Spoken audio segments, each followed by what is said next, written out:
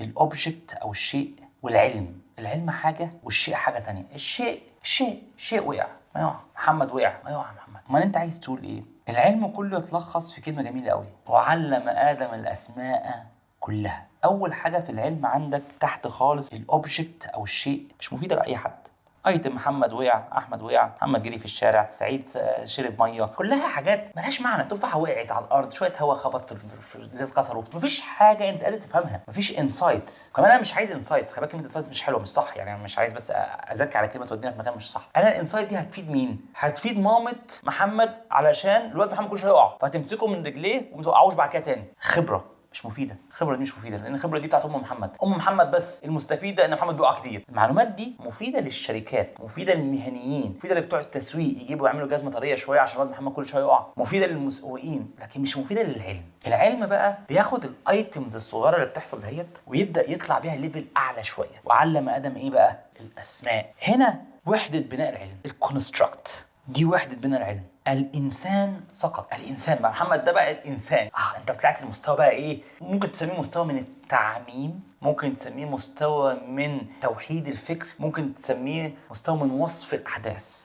وده انا بعتبره اصعب واقوى حاجه في العلم. المسميات، ان انت تخلق مفهوم جديد. زي كلمه ماكدوناليزيشن. يعني ايه ماكدوناليزيشن؟ شافوا ماكدونالدز بيشتغل بشكل معين، بستاندرد معين، بطريقه معينه، راح واحد وصف الاحداث دي في كلمه اسمها ماكدوناليزيشن. لو ما عرفناش نوصفها مش هنعرف نتكلم عليها، مش هنعرف نفعلها، مش هنعرف نطبقها، مش هنعرف نجددها. زي الايزو، زي كلمه الجوده، كلمه الصدق. الكلمات دي كلها هي قوالب الفهم عندنا. لو ما عندكش كلمات هترسم الواقع ازاي؟ هتفهم الواقع ازاي؟ انتوا فاهمين محمد عشان احنا عرب زي بعض، فاهمين كلمه محمد يعني ايه، لكن قلت تيكو تيكو وقع على دماغه. ايه سيكو تيكو ده بني ادم ولا جماد ولا طائر ولا صرصار ولا ايه سيكو تيكو ده؟ لكن انتوا عشان عارفين محمد، المفهوم ده انتوا عارفينه، على طول عليكم ربط في الكونستراكت اللي عندكم، اللي هو المفهوم اللي هو محمد ده مين؟ البني ادم. فاول ليفل بنتكلم فيه هو ليفل المفهوم اللي هو الكونستراكت، الكونسبتس. الكونسبت ديت نقدر نرسم بيها الحياه او الحقيقه او الظروف او الدنيا، نقدر نقول فيها ونوصف بيها حاجاتنا. بالكلمات دي نقدر نفهم كل حاجه. يبقى الليفل الايتم ده مش مفيد لاي حد. اول قدره على الانسان قدره الابستراكشن.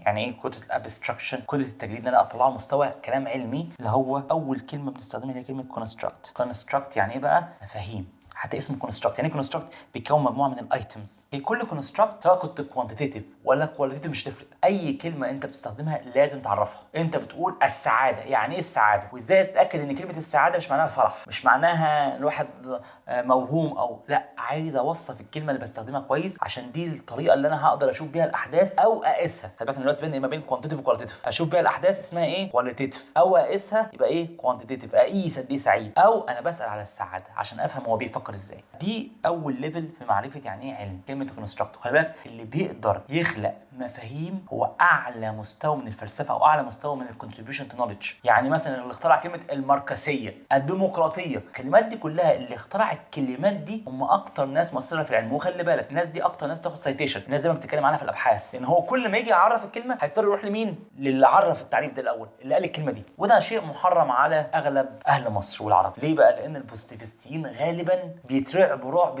التنين من خلق المفاهيم. بيترعبوا، ما يقدروش اصلا، لان الادوات اللي بيستخدموها ادوات عقيمه عمرها ما تساعدهم ان هم يقدروا يخلقوا مفاهيم جديده. هم بياخدوا مفهوم من على النت ويطبقوه. مثلا البرفورمانس، القدره، السعاده، النجاح، هو بياخد كلمات كلها من على النت ويبدا ايه؟ يقلدها، لكن هو ما بيقدرش او ما عندوش ادوات يخلق بيها مفاهيم. فدي اول مستوى من العلم. اول مستوى هو مستوى توصيف